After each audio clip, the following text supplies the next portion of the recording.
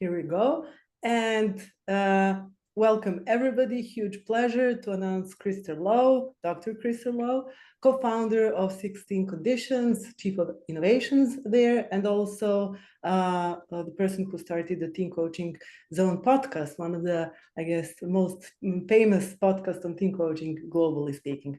So we can also introduce Krister as really one of the global leaders in teen coaching and also teen diagnostics and knowledge about teens more broadly speaking. So I guess huge privilege to have Krister here on the webinar. Krister, welcome. Well, so nice to be here. And do you want to say a little bit about the center and yourself, so anybody Yeah, new gets to know yeah, you as well? sure. Yeah. Sure. So I know that there are many people who already know about Koučing Centar, but for anybody who is new, we're a small consultancy based in Belgrade, Serbia, devoted to leadership development, team coaching, one-on-one coaching, established some 10 years ago, and also more recently, moving L&D into AI. That's our most recent mission. But we'll chat with Krister also about whether there is place for AI when it comes to team development later on, Krister. Yeah. Great. Super, super. Great. Yeah. So, Krister, please go ahead. Take it away. We'll Okay. listen to you carefully. Well, thank you so much for that introduction and to the center, the Koučing Center, for having me today. Great to connect with all of you. It's wonderful to see everybody from the different places. So as mentioned, I'm Krister Lowe, and tell you a little bit about who I am and a little bit about my story, and I'll just do that with a few pictures. So I was born in New York City. My mother was an immigrant from Sweden, came to study English for a year, and met my father. After a year, she was going to go back, and a few days before she was going to go back on the boat, literally to Sweden, he proposed to her, but he was too late, and she said, sorry, you're too late. But he was a pretty good negotiator. He was from the streets of New York City.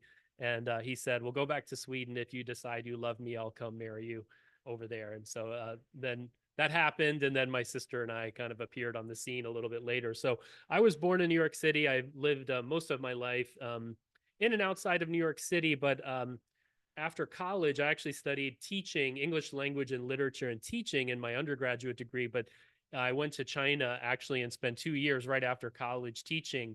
And that was in 1993 and 1994. So you can get a little bit of a sense of my age. But really at that time was an amazing experience. Just to bring a little bit of context, if I wanted to communicate to my family back home, I had two ways of doing it. One was to get on a bus 45 minutes to the city center, where I would pay a switchboard operator money, and they would call my family's home in the US, and I would go to a booth, and if somebody was there, then they would patch the call in. And if nobody was there, I would spend another 45 minutes. So I would spend 2 hours just hoping that somebody was there, able to pick up the phone. The other way was to go by bicycle to the post office, mail a letter. The stamps didn't have any glue on them, so there was a big pot of glue on the desk, and I would pay for the postage and put the glue on the stamp and send it, and it would take 2 weeks to get to the US. And if they would write immediately back, it would take another 2 weeks. So a month lag in communication in written form. So that's like 30 years ago, which dates me a little bit. But to give you a sense, I think, of how radically the world has changed just in not even one generation, or maybe one generation. But that was a really foundational experience. I traveled all over China and has an amazing experience, life-changing experience. And I came back and eventually made my way to Teachers College at Columbia University, where I did a master's degree in organizational psychology with a dual focus on conflict management and change management. And while I was there, I ended up going on for the doctoral program. I started my doctorate on September 11th, 2001 at 9 a.m. So just a few miles south in Manhattan. When I was in my first class, the planes were, hitting the buildings in downtown Manhattan. So it was kind of a very traumatic start to my PhD program. I was actually in a center called the International Center for Cooperation and Conflict Resolution, and we were a group of 9 people studying intractable identity-based conflicts, and that was kind of the shocker to the beginning of my program. But it was a really long PhD program, and many of us were poor graduate students living in New York City trying to survive. And a few years into my doctorate, I kind of got lucky and I won a 4-year contract to train United Nations staff in conflict resolution skills. So it was a 4-year contract. I built a team and we started going all over the world, consulting to the United Nations, ended up going to peacekeeping missions, humanitarian settings, political missions, and the like. And it was really a wonderful place to really get a lot of experience dropping into countries I had never been to before. And this was back in the day when we used to have 2 or 3 day in-person trainings or meetings or retreats. I think the longest trip I ever went on was 5 weeks, and I was training 21 days, a lot of training workshops. But, it was a wonderful place to work with diverse teams, working in challenging environments, and really get to see both the best of human behavior, but also the worst of the human behavior. So I kind of saw it all in those settings, but, and just gave me a real appreciation for organizational culture, the difficulty of leading, of being a leader, but also, the ability to work well in teams that are under a lot of pressure.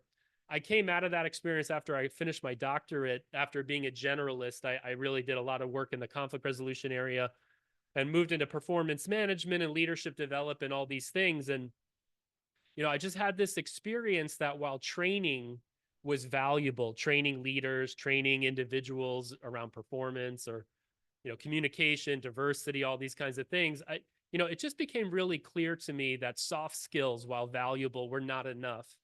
And that so much of what was driving the behavior amongst the people was more structural and cultural. And so I felt, after 10, 12 years standing on the platform, training and leading retreats and the like, that I wanted something stronger, something that maybe would have more of an upstream, influence before teams and leaders got in so much trouble. And executive coaching, this is around 2012, 2013. Executive coaching had become more popular and more mature. But I was noticing that a lot of the work obviously was being done in teams, but the mindset around teams was still the team building offsite. So a team, if they were lucky, once a year would go offsite for a half day, 1 day, maybe 2 days. And, to think that creating a great team could only result from just such a short workshop. And so I started thinking about this idea, well, if it takes time to coach leaders to be effective, then what does it take for a team to become effective? So I started a podcast in 2015 called the Team Coaching Zone. I ended up doing over 100 interviews. Those are all available online, really between 2015 and 2020. And I just interviewed people in the field and tried to build a knowledge base in this area. And I just started taking ideas that I was learning. I was hosting some of the guests of my show for master classes, and I would just go out and try things with teams and see what worked. And as I was doing that, I ended up interviewing in episode number 39 a woman from Harvard named Ruth Wagaman, Dr. Ruth Wagaman. And Dr. Wagaman is really one of the world's kind of leading researchers, scholar practitioners. So she's a practitioner as well as a scholar around leadership teams and senior leadership teams, especially. I think she still to this day has done the best study of top leadership teams. She did a study of 137 teams, which culminated in a book called Senior Leadership Teams, What It Takes to Make Them Great. Well, anyways, I invited Ruth to New York City to do a master class, and I really felt that the evidence-based framework, which you'll learn a little bit about today, the 6 team conditions, was really, I think, the best in class framework, really about what really drives the effectiveness in a team. And so we decided to partner together. That was about 7 years ago, and have brought this framework and an instrument that goes along with it out. Now we've certified more than 2,000 people or so around the world. And that's really become a lot of my focus over almost the last 10 years, is really just specializing in teams, team effectiveness, the coaching of teams, and the like. So that's really what today's focus is going to be about. But just a couple of other things. A lot of that work led to, right before the pandemic, I started to want to get back to, so much of our work ended up like this on webinars and in, virtual sessions. And I was really missing the contact that you get in person. So I developed a program on a Dutch tall ship. It's about a 70-meter long tall ship from the 1920s, a herring schooner, so a herring fishing vessel, which was retrofitted to be a sail training ship. And I brought, groups of people out on this ship, and we would go on these voyages. We did one between England and Portugal that was 2 weeks long, and another one for 10 days along the coast of Norway. And what I was really trying to do there was really change the mindset of being in a dynamic environment, unlike a classroom or an online training, or you're in a hotel or retreat center where everything is nice and cozy and comfortable and structured, and you have your start times and your break times. We were trying to really create an environment where we couldn't plan so much, where because of the unpredictability of weather and events, we had to become much more emergent. And those were really life-changing trips for me. We had more trips planned, but then the pandemic kind of shut that down, and we haven't started those up again. We also were looking at one last summer. We were going to do off the coast of Sardinia, actually, which was mentioned earlier. But so anyways, the headline is I'm really a learning and development guy. I also have another business I'm a part of, which is the NBI. It's a measure of thinking preferences. And this is an instrument that really is useful for leadership development. You can also use it with teams, but learning really how to leverage different ways of thinking. And happy to share more about that if that's of interest. So anyways, that's a long background to who I am, but I just kind of wanted to share with you a little bit about who I am and, my journey to get to where I am now, which, 20 years I've been practicing as an organizational psychologist, and, love the work I do. So to share a little bit briefly about 6 conditions, we started off, as I mentioned, having this framework, which I'll be introducing shortly, and an instrument called the Team Diagnostics Survey. And we started 7 years ago training practitioners. So that's more than 2,000 people now around the world. As we were training practitioners, companies were hiring us to work with some of their teams. So we were doing team coaching. We specialize a little bit in the senior teams as well, because of my colleague Ruth's research. We have a number of books that, all kind of are behind the 6th condition. And then, in recent years, what we've seen is while team coaching is really valuable to all teams, that we find that many teams and team leaders in particular have really no training per se in how to lead a team well. And what does it actually take to design, launch, and coach a team effectively? So we've been doing a lot of work in recent years to really try to equip team leaders. Most teams are still leader-led. I know there are self-managing teams and the like, but most teams are still led by leaders, many of whom have little to no formal understanding on how to lead teams well. And, sometimes we bring all of this together in more of an enterprise level approach where we actually are doing multiple things to try to help change the culture of an organization through really building lots of great teams. So I'll share a little bit of a case study later, but a couple of the books here, Leading Teams, Setting the Stage for Great Performances, is kind of a seminal book by Richard Hackman, who is one of the creators of the 6 conditions. Ruth's book there, Senior Leadership Teams. And a number of years ago, I co-edited with David Clutterbuck out of the UK and a couple of other colleagues, a book called The Practitioner's Handbook of Team Coaching. So that's a handbook that's like 40 chapters on coaching teams with different authors. So that's a little bit of kind of the intellectual background behind some of the stuff I'm going to be talking a bit about today, but you can check that out offline. So from a 6 condition standpoint, there's been this question around, we all have this idea that in theory, teams can be better than just a group of individuals, right? Teams can foster creativity. When they're flowing really well, they can just do things that, just individuals can't because of complexity or the dynamism of things. But so in theory, teams are great.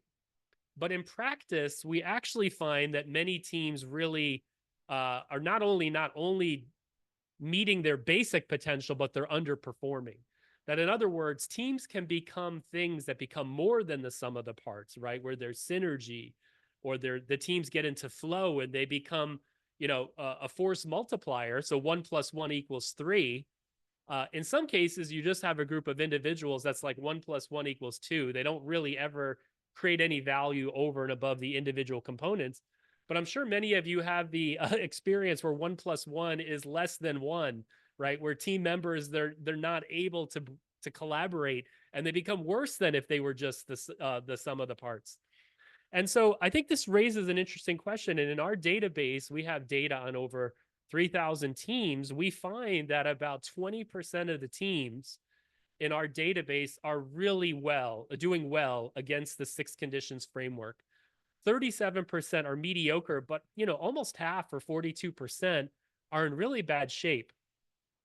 And Richard Hackman has this great quote, and he said, I have no doubt that when you bring a group of people together and create a team, that it can create magic, but don't count on it. So what he's saying is teams can be magical. They can do amazing things. But just calling a group of people a team doesn't make it a team. And if you're actually just going to throw a group of people together and call it a team, you're probably more likely to get negative outcomes than positive outcomes, at least based on our data. Now, having said that, the good news is with a little bit of effort and focus, we can really set teams up to do well. But more often than not, teams aren't really put together well. A leader is given a team. The team is just the direct reports of the leader, and good luck. Hopefully the leader has some skills, or the team members can get along and figure it out. So to get into the 6 conditions framework, I just want to start with this principle, which we call the 60-30-10 rule. And what this principle says is that if you have 100 units of money or energy and you are going to invest it in a team, our research shows that you should put 60% of it, think of it as like you want to build a rocket to go to Mars, put 60% of it into building the rocket, so building the team, the design of the team. Then put 30% of it getting it moving and off to a good start, right? Getting it to the rocket metaphor, getting it through the orbit to get, all those forces are trying to keep the rocket on the ground. You want to get it into outer space. You need to get the team moving and flowing. And then finally, if you do that well, never is in a straight line from where we are to where we're going. There's always changes that happen, unexpected things happen. So we have to adjust. And this is really where coaching comes in. And so we would say put 10% of your energy into coaching. Now, when we ask teams and leaders, in reality, what have you found in your experience? What we find is it's usually upside down. There's very little effort put into the design. There might have been a team launch. A lot of times there isn't. And like 90% of the time is put into coaching. But that's a real problem, because just like individuals may not be ready for coaching, teams that are poorly set up and structured also may not be ready and can take advantage of coaching. So let's get in then to what is the framework underneath the 6 conditions. So in our framework, we say that, yes, the behaviors in teams matter, things like trust and communication and psychological safety, and those things influence results. But what's more important, actually, what drives behaviors is the underlying conditions or the design and structure. So structure drives behaviors. And that really leads us to the 6 conditions framework. This is an open systems framework, which means there are inputs, there are throughputs, and there are outputs. So on the far right, you have the output. So the way we measure team effectiveness are with these 3 results: the performance of the team in terms of the quality and quantity of the outputs, the quality of the group process, meaning is the team becoming more agile over time. So you might have performed as a team, but in the process of performing, you broke yourselves, and next cycle, you're not going to be able to perform as well. So it's not only are we performing, but are we actually becoming more capable and faster?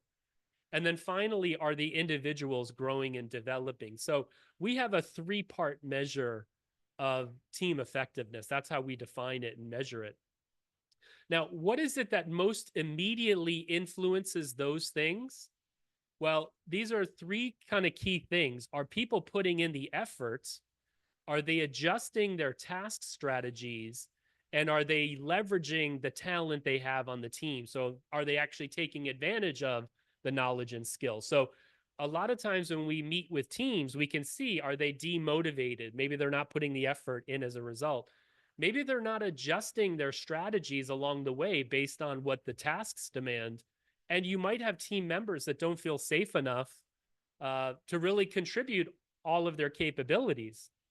And so a lot of team effectiveness frameworks focus on these kinds of things, the observable things above the tip of the iceberg, right? The behaviors that we see in the teams. And while we would say, yes, you can do some focus there, the problem with focusing there is if really those things are being driven by underlying structural issues, that kind of coaching and that kind of work is usually very temporary. It'll help the team feel better. This is where a lot of team building focus is, right? Making people feel better, maybe focusing a little bit on, what the team is working on and the like.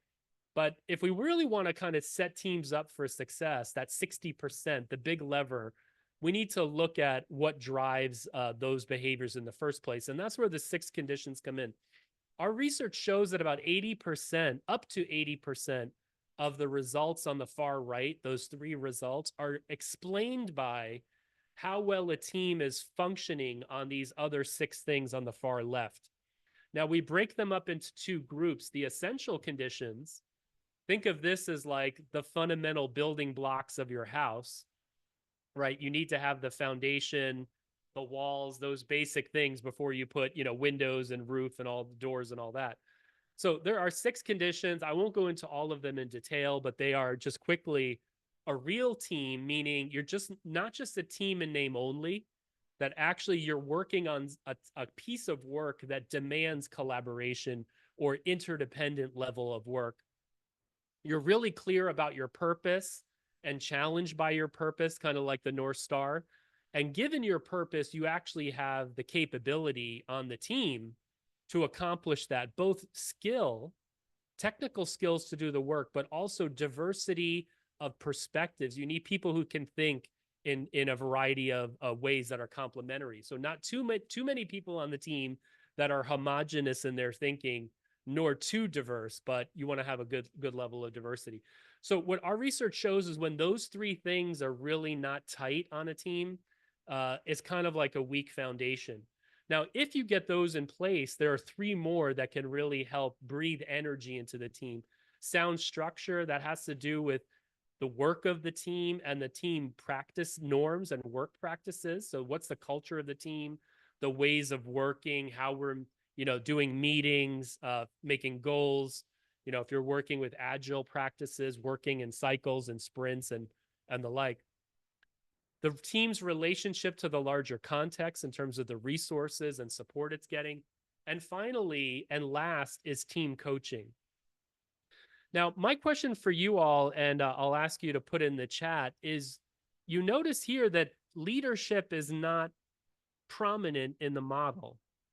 So just to ask you, where do you think leadership fits in the framework and in the 6 conditions or around the model? I'll ask you to pop in the chat.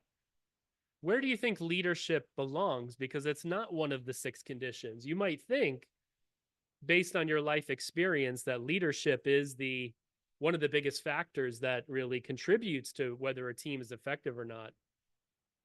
But I'm curious, where would you put leadership?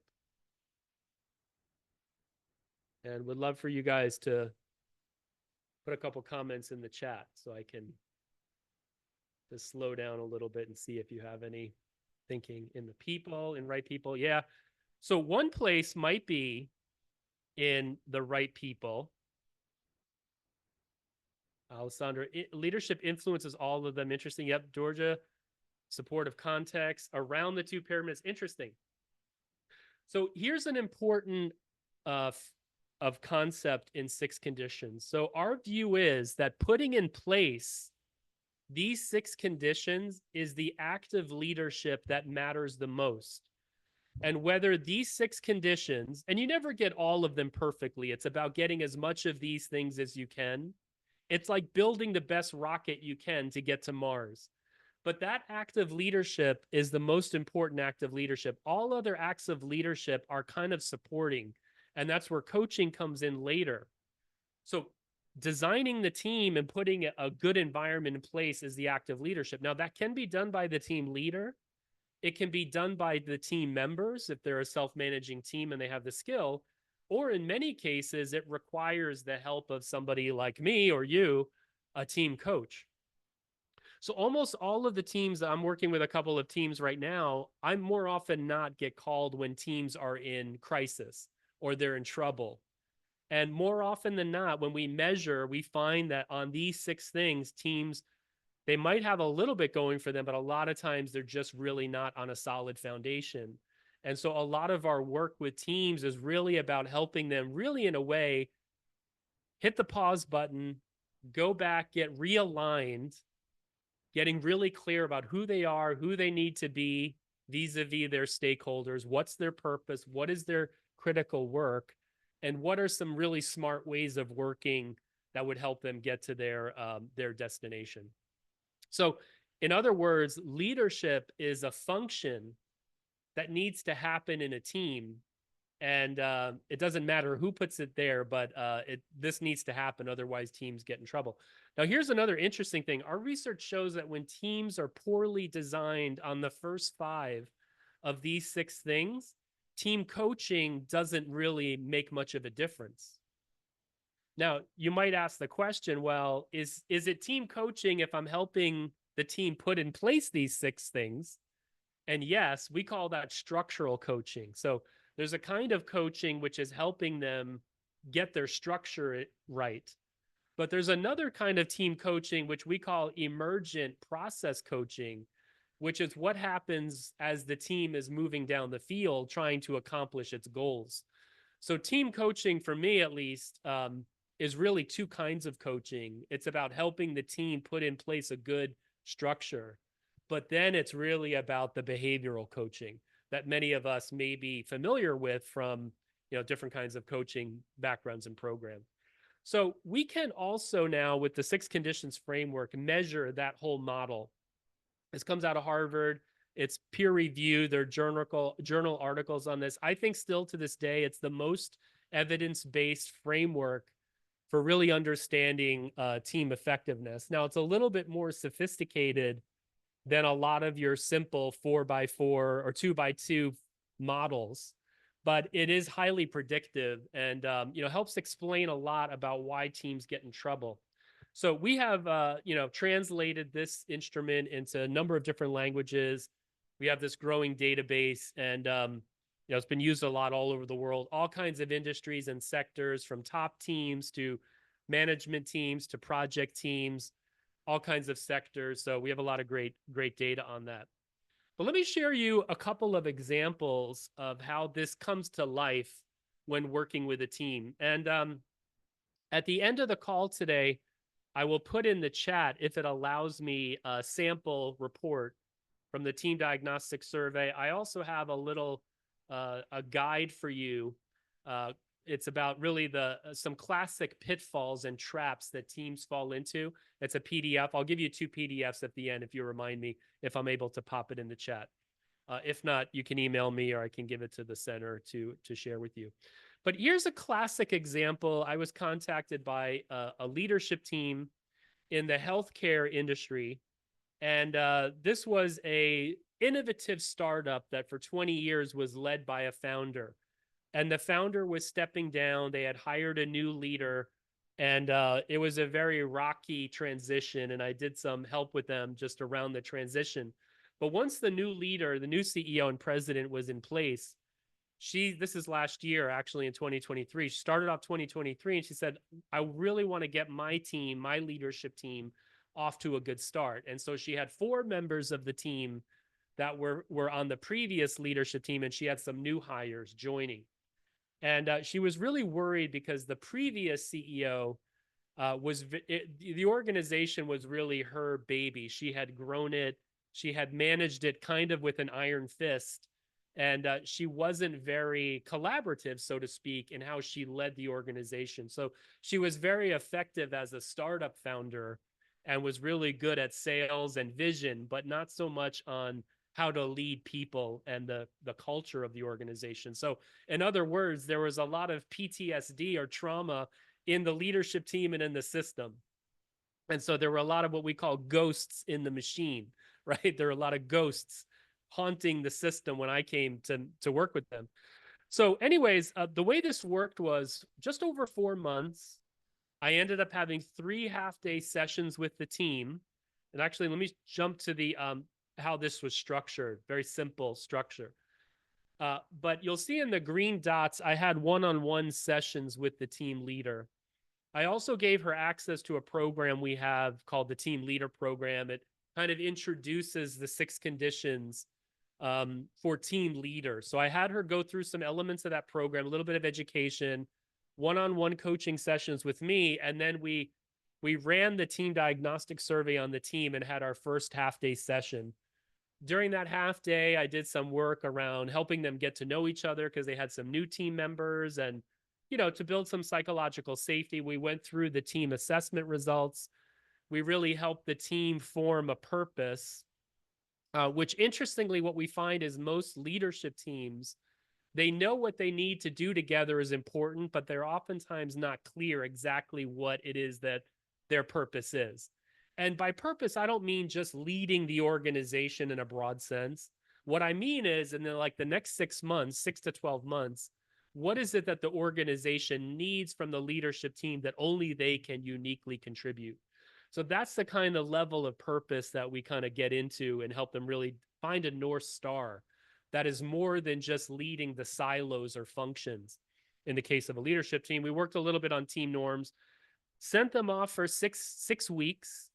6 weeks later, came back. We did a retrospective, a look back on the last 6 weeks.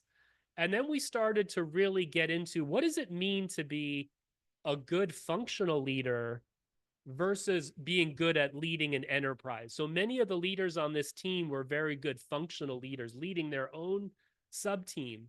But together as a collective, we had to really grapple with this tension of how do I not only lead my team well, but do some real work on behalf of the enterprise that doesn't fit into anybody's specific job description. I introduced them to visual management, which is how to visualize work and really help them discover a handful of collective priorities. Interestingly, the year before, as the old CEO was leaving, what they decided was to focus on strategy. So they spent 2022 doing a lot of strategy work. What became really clear to them was while they had a great strategy, the organization had gone through too much change. The people didn't even know what the strategy was. And so it became really clear that they had to lead for their people. They took on the task for 6 months of really just breathing life into the strategy through their people. And that became, and we helped them develop an approach to doing that.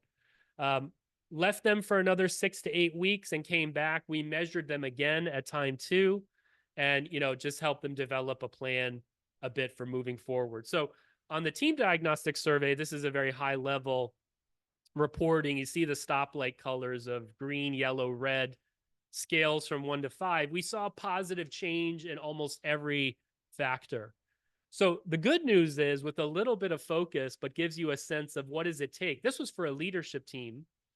And, this kind of cycle of cadence I found works really well because leadership teams are not moving as fast as project teams. So their cadence or cycle needs to be a little bit longer. So 6 to 8 weeks was about a good time frame for the leadership team. Now, you might have a team where you need to meet with them weekly or every 2 weeks. So that can be adjusted. But that's, and these guys, are doing really well. What I liked about this case is that this was not a team when I met them, but 4 months later, they really became a team by that point and were flowing in a different way. Now, sadly, most of the time that doesn't happen. And the team goes on for a year or 2 or more and gets into a lot of trouble. And then I have one of those teams right now where it becomes miracle work when trust is broken and it's not safe and it's kind of too far gone and it becomes much more difficult. So this is a classic example of working with one team. And there's different ways to design the coaching, different, formats and styles. Sometimes it's, online or 100% online or mixing it in person and online. So that's one example. A second one, let me just go back for a second. Here is an example where this team to break down, if I go here and look, you can see the bottom triangle on the far left is something we call sound structure. So what is sound structure? Well, it's made up of three things. The design of the work itself, we call that task design, the size of the team and the team norms. So you can see here, that shouldn't say 43 months. Sorry, that should say 4 months. That's a typo. But in 4 months, you can see here the pre-post that almost on each of these sub-dimensions, we saw this measurable shift, right? And that was, working over these 6-week cycles to help them really get aligned and really focused on who they are and their approach to work and getting into some rhythms. So anyways, that's one example. Let me just share another one quickly. So working with one team is great, but obviously teams don't work alone. They don't work in isolation. So in this story, this was in an energy company. We had a transformation, digital transformation from SAP to Workday. So some of you may be familiar with these software systems. So anyways, they had 11 teams working on this project all over the world. The developer teams mostly in India. The headquarters was in Europe and the Netherlands. And so they had a governance team, a project leadership team, and then they had the developer teams. And they were basically 6 months away from going live. They hired one of the big consulting firms to do this multi-year digital transformation. 6 months before they were supposed to go live with the new system, they realized that they were not 6 months away. They were still like 1.5 to 2 years away. So they put a pause on the whole transformation. This is like a $1 billion digital transformation or more. Put the brakes on the project, and they brought us in because what they were finding was that whenever information was coming from the 9 developer teams, by the time it got to the governance team, anything that was coded red, which meant like a warning or a problem, by the time it got to the governance team, it was green and everything was fine. So the governance team was never getting accurate information. So we ended up coming in and actually working with all 11 teams. We had team coaching for the governance team coaching for the project leadership team, and then each of the developer teams was led by a technical leader as well as a functional leader. So in Workday, it's about finance and HR. And so we ended up bringing the co-team leaders for all the 9 developer teams together. And we did a whole intervention with these 3 sets of actors using the 6 conditions and the team diagnostic survey to really get them aligned. And what was interesting about this case is each individual team was working pretty well, although the governance and leadership teams needed a bit more work. The developer teams were working pretty well. The problem wasn't within the developer teams, but it was the way the 11 teams were communicating with each other. And so I just shared this with you because I think most organizations and team coaches are still working with one team at a time. And while that's very valuable, it's important to look at the whole value chain that a team is a part of. And for the organizations that are ready for it, there's something very powerful about the team of teams work, where you work with a whole cluster of teams, working to try to do some piece of, larger project or work for the organization. So that's a second example. I have team diagnostic survey reports for all these teams, but I won't share all that today. It's too much. But then the final one, this is pretty rare, this kind of case. We had another energy company that we actually worked with over a couple of years. And we have a podcast. Actually, I have the link down here if you want to listen to this. This was Royal Dutch Shell. You may be familiar with this energy company. But the way this project started, it unfolded over 2 years. It started when a new CEO came in with a new vision for Shell around, renewable energy and the energy transition and what role Shell would play. So there was a relaunch of the CEO and top team.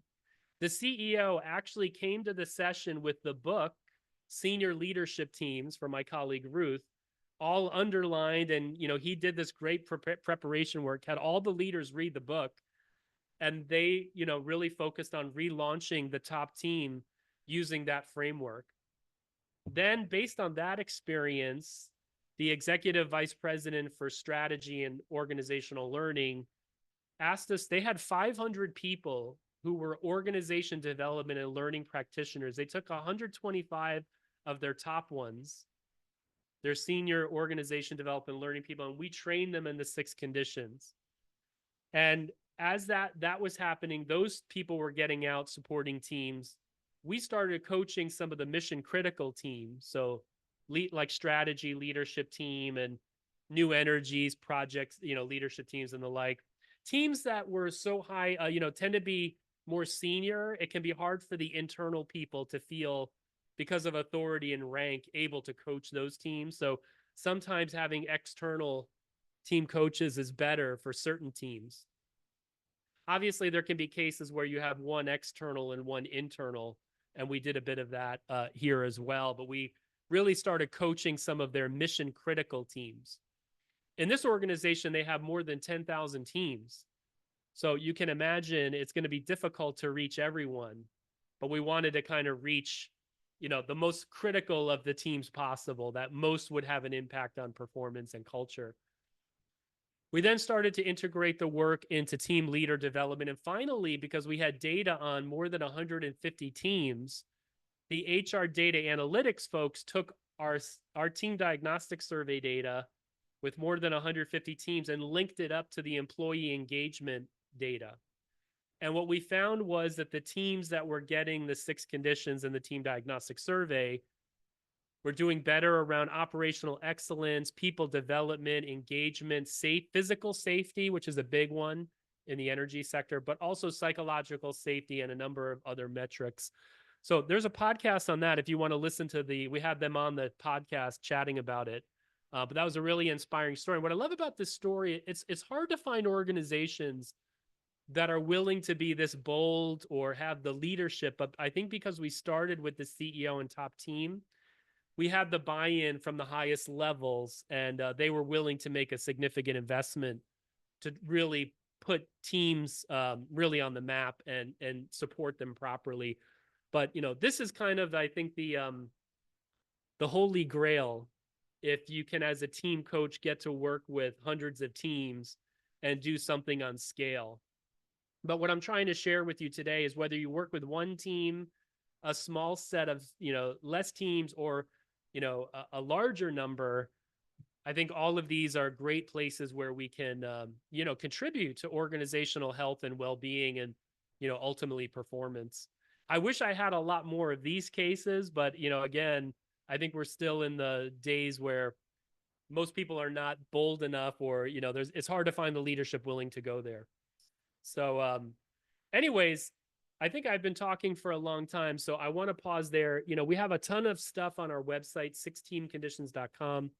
There are case studies, there are podcasts, blog posts, a ton of free stuff. And so, feel free to go over there and check us out, and if you want to learn more. But anyways, let me stop there, and we can have a little bit of conversation. If there's comments or questions, things you'd like to share based on what I've put forward today. Thanks, Krister. So questions?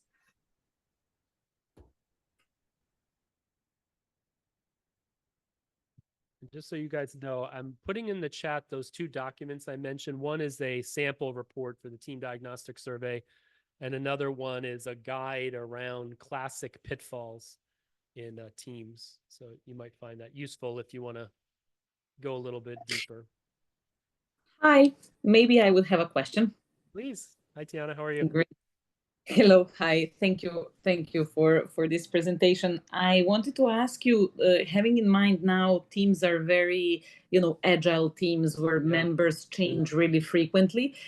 What would you say, what is the average time that it takes to actually form a team? Having in mind then that, it's a very unstable structure, especially the way product team.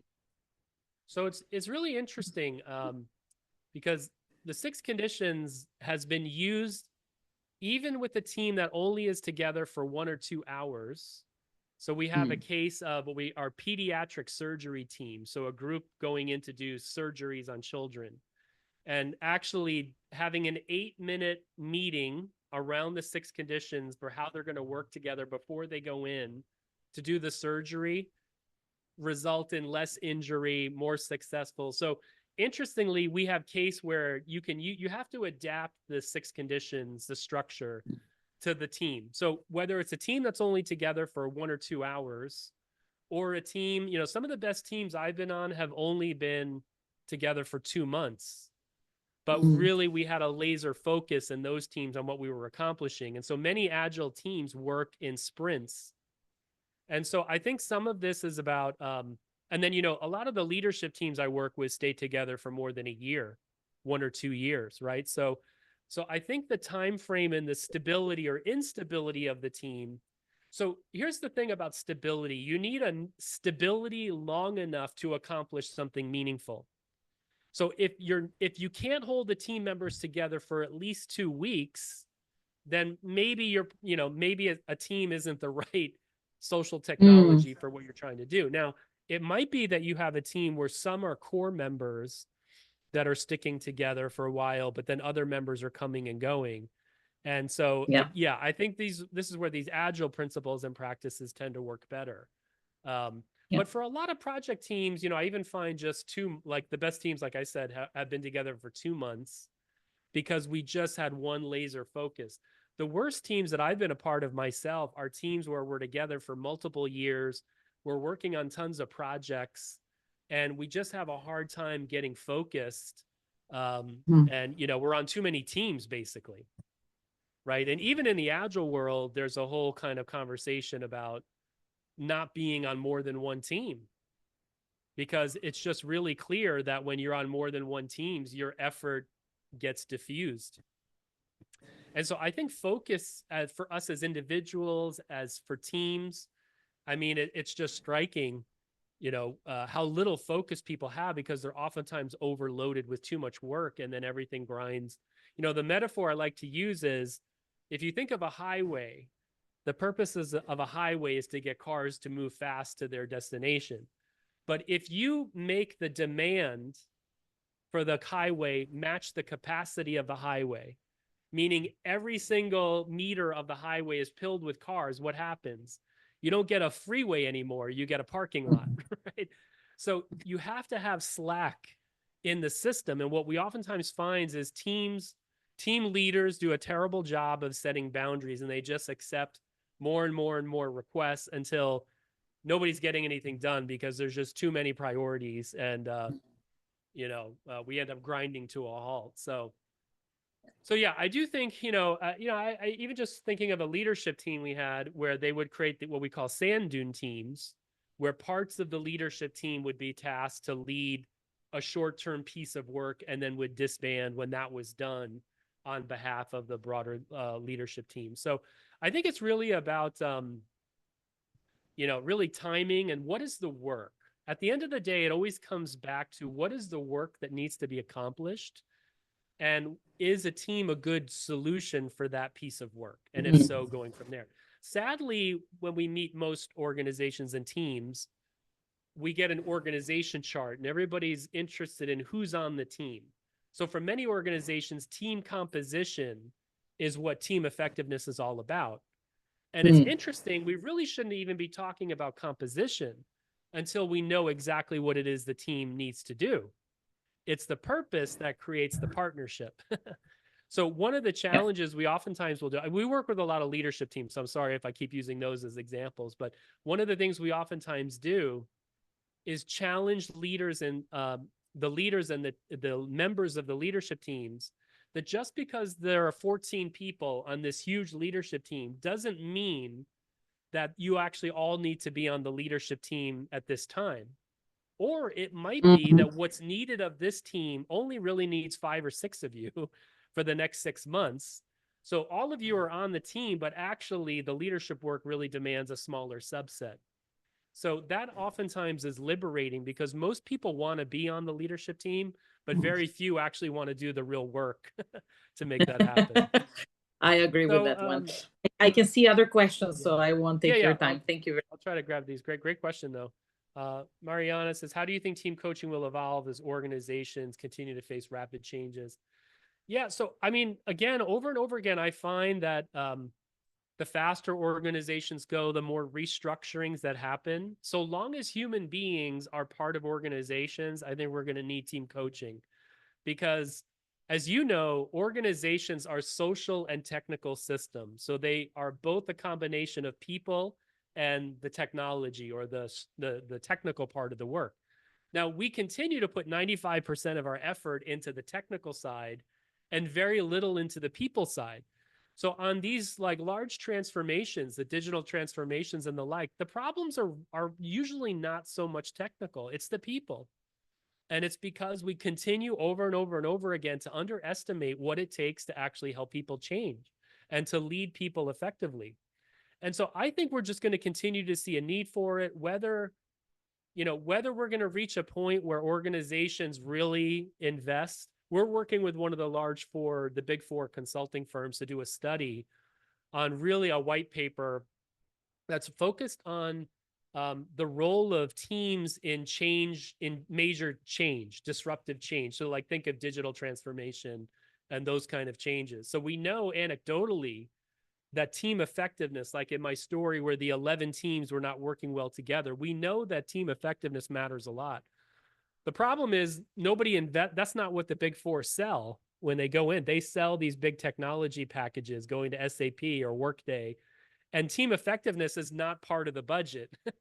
It usually only becomes part of the budget when there's trouble. And that's when we get called in. So I think we're going to continue to see a need for it. If maybe with AI, we could actually reach all teams with a basic level of support so that when teams form, they might have support with AI, even if they can't afford a coach. Because, scaling team coaching is the problem. And, this is one of the reasons why we've been focusing a lot on team leader development, because organizations oftentimes just can't afford for every team to be coached by an external or internal team coach. So I don't know. I think it's going to just continue to be needed, whether it's called team coaching or team development or team effectiveness. I still get calls all the time from organizations that have these teams that are in crisis and they want help because they're critical teams. I have one team now in the jewelry high fashion that the team accounts for 10% of the organization's annual revenue, and they're completely falling apart and may collapse in the next days. I've been trying to do an emergency team intervention, but it may be too late, so it's kind of interesting. So we had another question around how the NBI complements the 16 conditions. Yeah, so this is this other instrument, and Georgia in the chat here is also somebody trained in this. So if I go back to the framework, and let me pop the slides back on if that can, actually, you know what, let me not do that for time's sake. So in the 6 conditions, right people is one of the 6 conditions. And in right people is really about, do you have the technical skills, but also do you have the diversity of thinking, different ways of thinking? And so psychometric instruments like the NBI, which is a measure of cognitive and emotional thinking styles and preferences, that's really where I think one place where these kind of instruments, maybe others of you are using, I don't know, MBTI or, the Berkman or Insights Discovery has been popular in recent years. So where do individual psychometric instruments come in? I think one of the places is really around the composition of the people, but then also gets into how we work together and different preferences for working, how we work, how we learn, right? Some people are more relational, others really are more visual, others really want step-by-step approaches, some are more analytical and metrics driven. And so I think instruments like the NBI are really complementary when you have a pretty well-designed team, help the team members get to know each other better and really start to develop more flexibility and agility in the ways they work. Because, like in this jewelry team I'm working with now that's in trouble, the jewelers themselves are very detail-oriented, step-by-step quality control kind of people. And in that team, they're led by a manager who's very visionary, who's really good with people, more like in sales and buying. But they're at loggerheads with each other because they want these step-by-step procedures for how work is done and how jewelry is, being valued and all the like. And the leader just isn't into that level of detail. And the inability to really adapt to each other around different ways of being and working and thinking is for this team a major threat. And now because they've been together for like 6 to 10 years, some of them in that team, it's just too far gone.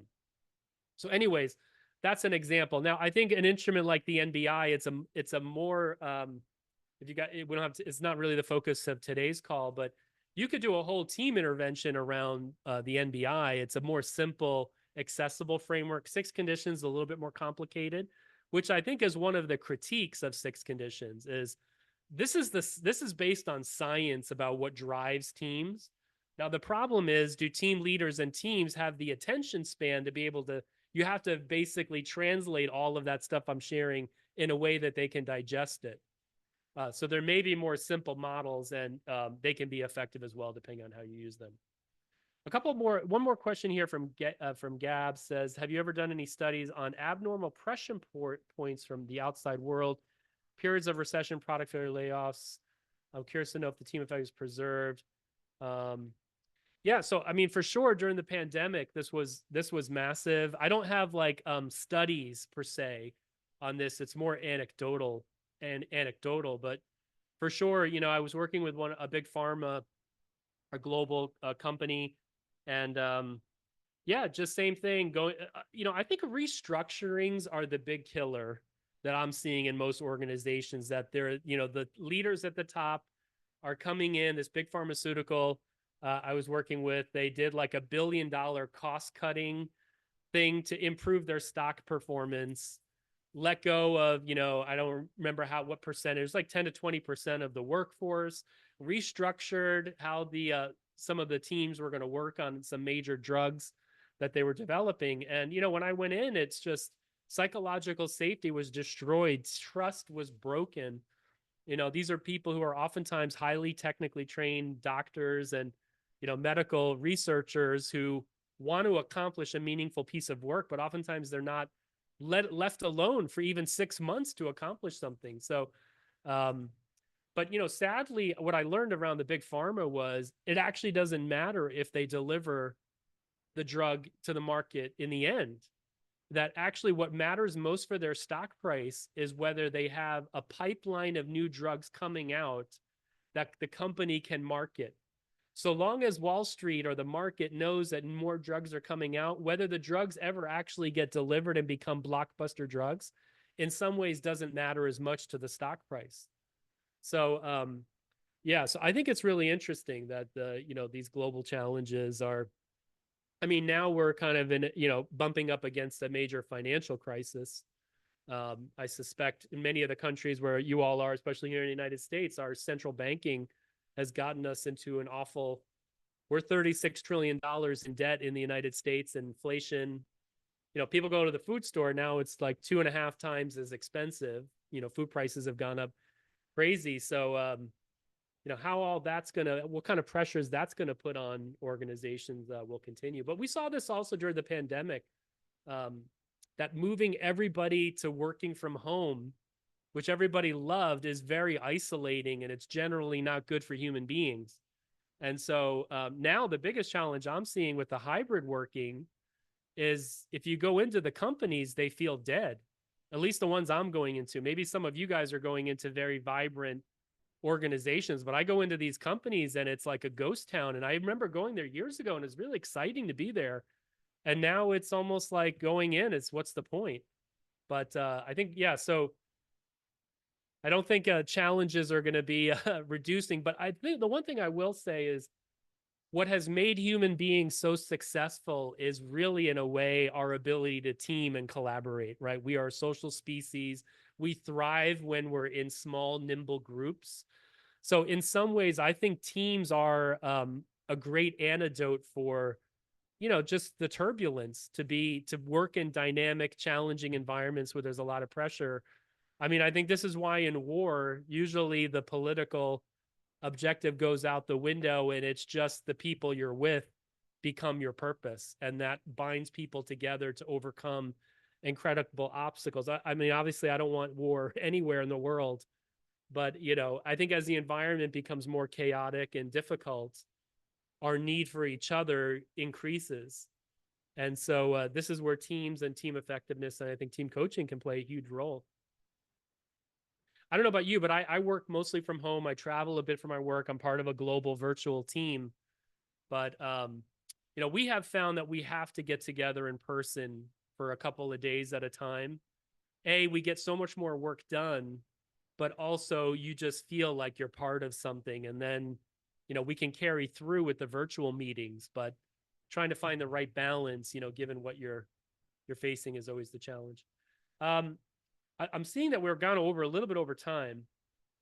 So let me turn it back to you, Jelena. And if people want to stay on, I'm happy to stay on. But if we've overstayed our welcome, I understand. So. Thank you so much, Krister. This was super inspiring and super interesting. And I'm also seeing in the chat that many of the people find it the same. So maybe to close the webinar with some of the words that you were just sharing around how much we sometimes need each other more than when it's crisis. And as Gab said, some sort of the disruption. So with that maybe in mind, let's just keep developing our organizations either as internal people or consultants, to bring more people to that mindset that we actually need each other more. Thank you so much. I'm sure this is just one point in time to talk to Krister. We'll continue doing this. Thank you so much, Krister. Thank you, everybody, for being with us today, and see you some other time. Bye-bye. Have a great day. Thanks, everybody. Take care. Ciao. Ciao.